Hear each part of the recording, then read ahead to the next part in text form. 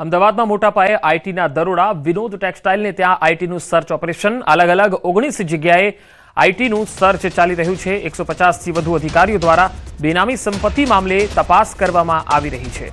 તો અમદાવાદમાં વિનોદ ટેક્સટાઇલને ત્યાં આઈટીનું સર્ચ ઓપરેશન, અલગ અલગ 19 જેટલા સ્થળોએ આઈટીની ટીમ અત્યારે સર્ચ કરી રહી છે। 150થી વધારે અધિકારીઓ આ સર્ચ ઓપરેશનમાં જોડાયા છે।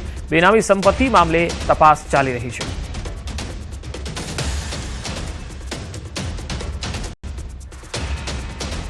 અને હવે વાત બેફામ બની ગયેલા બુટલેગરોની।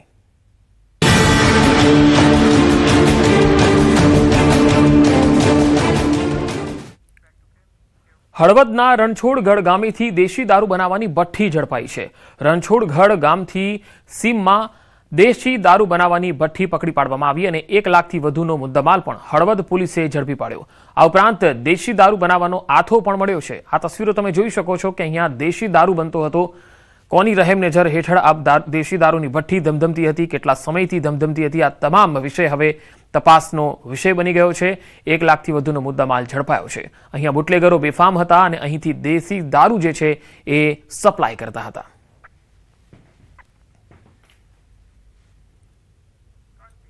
તો ભાવનગર શહેરના પાનવાડી એસટી વર્કશોપના ગોડાઉન સ્ટોર વિભાગમાંથી વિદેશી દારૂનો જથ્થો મળી આવ્યો। નીલમબાગ પોલીસની ટીમે બાતમીના આધારે સર્ચ ઓપરેશન હાથ ધર્યું। આ સર્ચ ઓપરેશન દરમિયાન મોટા પ્રમાણમાં દારૂની બોટલો જપ્ત કરવામાં આવી। આ દારૂ કોનો છે, ક્યાંથી લવાતો હતો અને કોને આપવાનો હતો તે અંગે પોલીસે તપાસ હાથ ધરી છે। આગામી 31 ડિસેમ્બરના અનુસંધાને પ્રોહિબિશનની પ્રવૃત્તિ પર અંકુશ લાવવા માટે પોલીસ દ્વારા સતત રેડ પાડી કાર્યવાહી કરવામાં આવી રહી છે। ભાવનગરમાં તસવીરો તમે જોઈ શકો છો। નીલમબાગ પોલીસે બાતમીના આધારે જ્યારે અહીંયા રેડ પાડી ત્યારે ખબર પડી કે અહીંયા 31 ડિસેમ્બરને લઈને કયા પ્રકારની જે છે એ ચાલી રહ્યું હતું। અહીંયા દારૂનો જથ્થો મળ્યો, એટલે આ દારૂ ક્યાંક ને ક્યાંક સપ્લાય થવાનો હતો, એ પણ એસટી વર્કશોપમાંથી, જેથી કોઈને કાનોકાન ખબર ન પડે, કોઈને શંકા ન જાય, એટલે અહીંયા બુટલેગરોએ આ નવો કિમિયો અપનાવ્યો।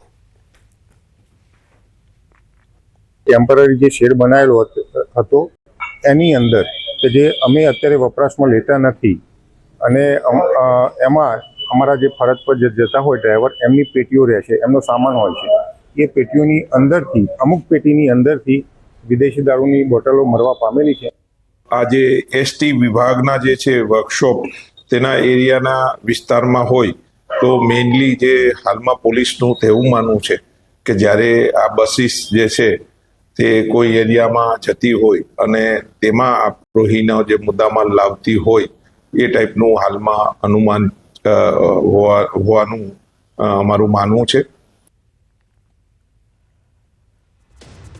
અમદાવાદમાં 31 ડિસેમ્બર પહેલા બુટલેગરો બેફામ બન્યા છે। 2 કરોડનો દારૂ ઝડપાતા ખળભળાટ મચી ગયો। એલસીબીએ 2 કરોડની કિંમતનો દારૂ પકડી પાડ્યો છે। વટામણ બગોદરા હાઈવે પરથી આ દારૂ પકડાયો છે। એક આરોપીની ધરપકડ થઈ છે, જ્યારે 2 લોકો ફરાર છે।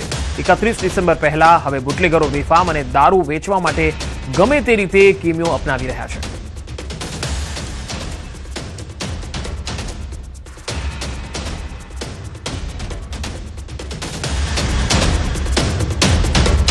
સુરતના ડિંડોલીમાં કાતરથી હુમલાની ઘટના બની। અહીંયા કાતરથી હુમલો કરનાર યુવકના સીસીટીવી વિડીયો પણ સામે આવ્યા છે।